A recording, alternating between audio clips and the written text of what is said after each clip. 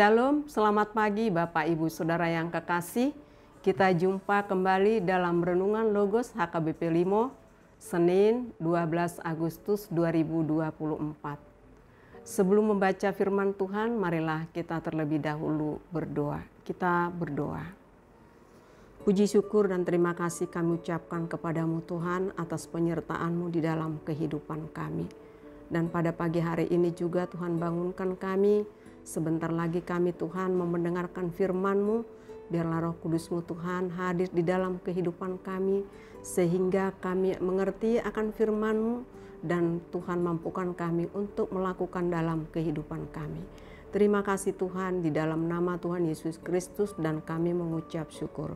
Amin.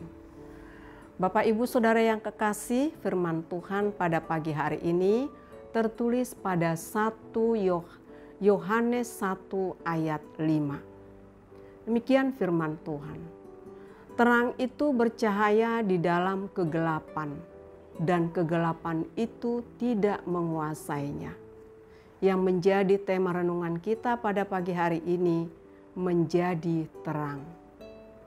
Bapak Ibu Saudara yang kekasih, saat kita duduk di SD, kita diajarkan bahwa terang adalah lawan kata gelap.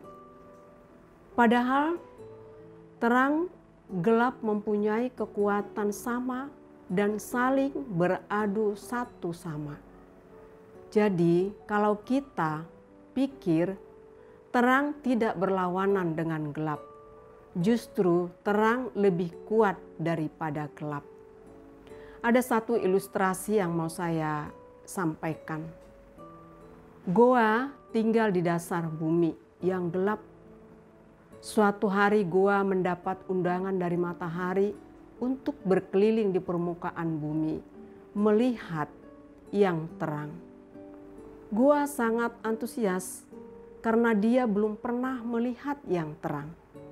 Dia ingin tahu terang itu seperti apa.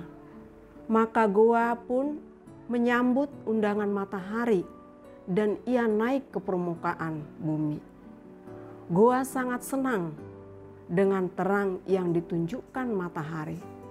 Setelah perjalanan tersebut, kembalilah Goa ke dasar bumi yang gelap.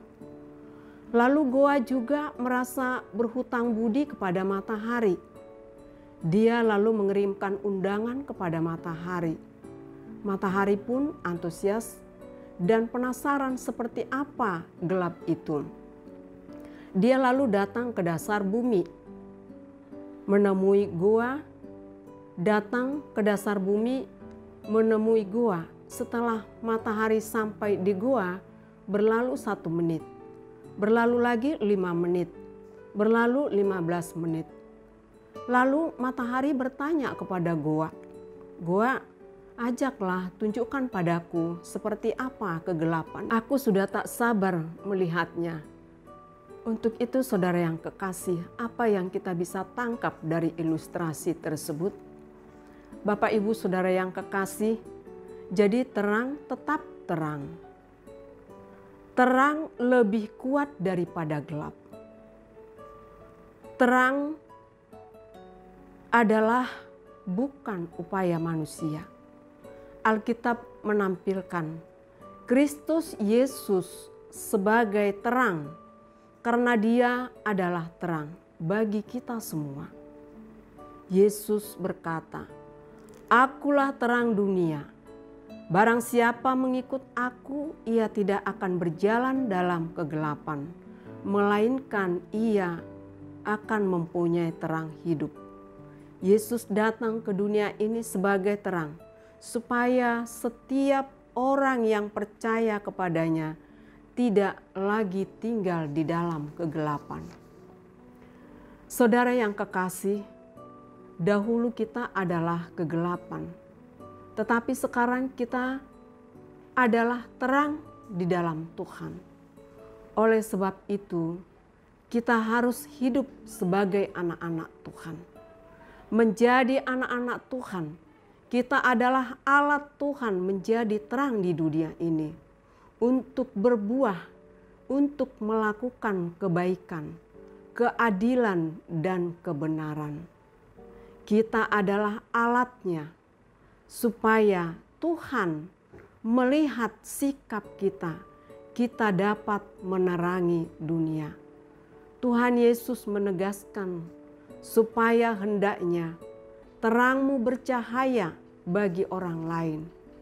Untuk itu, marilah kita melakukan kebaikan, melakukan kejujuran, melakukan yang baik terhadap sesama, maupun segala karakter hidup kita. Kita harus menjadi terang bagi siapa saja.